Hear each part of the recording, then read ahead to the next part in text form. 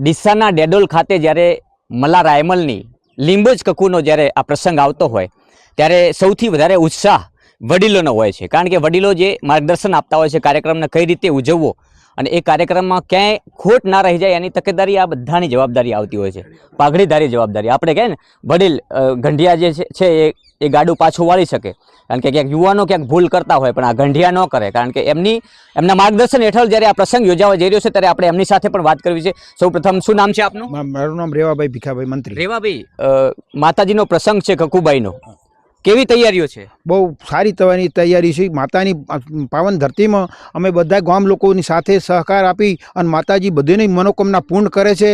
બહુ આસ્થા રહે છે અને દર બીજને દિવસે સારા ભક્તો આવે છે અને તે ત્યાંની પણ મનોકામના પૂર્ણ કર્યા એવા મોજૂદ દાખલા મારી પાસે છે અને એ દાખલા અમે એના લઈને અમે આખા ગામની પાવન ધરતીમાં બહુ માતાજી કામ બહુ સરસ કરે છે અને લોકોનું આસ્થા પૂરી કરે છે. એટલે માં ભગવતી અહીંયા બિરાજમાન છે એટલે ગામની ધરતી તો પાવન હશે જ, પણ વિશેષ અહીંયા જ્યારે 108 કુંડીનો હવન થવા જઈ રહ્યો છે એટલે વિશેષ પાવન તો હવે થવા જઈ રહી છે.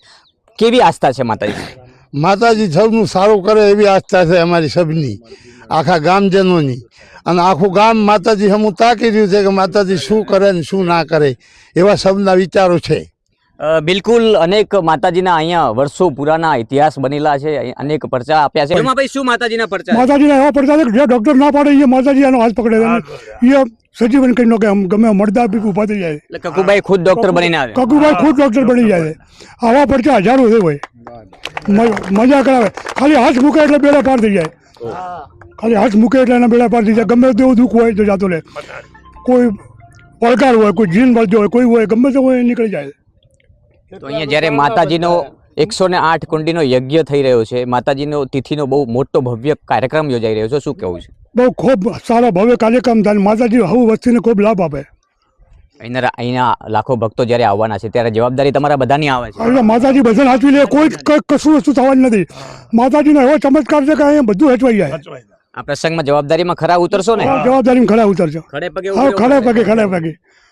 બિલકુલ, જવાબદારી સ્વીકારી લીધી છે અને જવાબદારી નિભાવવા માટે હંમેશા વડીલો જ આગળ આવતા હોય છે. એમની સલાહ સૂચનથી કોઈ પણ કાર્યક્રમ હોય ને, જ્યારે વડીલોની સલાહ સૂચન હોય ત્યારે એ કાર્યક્રમમાં ચાર ચાંદ લાગી જતા હોય છે. આ ડેડોલ ગામના કાર્યક્રમને કઈ રીતે અતિ ભવ્ય રીતે આ કાર્યક્રમ બિરાજમાન થાય, અહીંયા માતાજી ભગવતી જ્યારે બિરાજમાન હોય, લાખો ભક્તો અહીંયા માથું ટેકવા આવતા હોય અને આ કાર્યક્રમને ચાર ચાંદ કઈ રીતે લાગે એની તડામાર તૈયારીઓ આપ જોઈ રહ્યા છો અહીંયા થઈ રહી છે. અને સાથે સાથે સતત અહીંયા લગભગ મને એવું લાગે છે કે 1 મહિનાથી આ તૈયારીઓ ચાલતી હશે અહીંયા, અને 1 મહિનાની આ તૈયારીઓમાં એક દિવસ એવો ખાલી નહીં જતો હોય કે અહીંયા વડીલોની હાજરી ના હોય, કારણ કે વડીલોની જ્યાં હાજરી હોય છે ત્યાં કોઈ કાર્યક્રમ અસફળ નથી થતો. આ કાર્યક્રમને સફળ બનાવવા માટે તમામ પ્રકારની તૈયારીઓ વડીલોના માર્ગદર્શન થકી તૈયાર થઈ રહી છે. નમસ્કાર.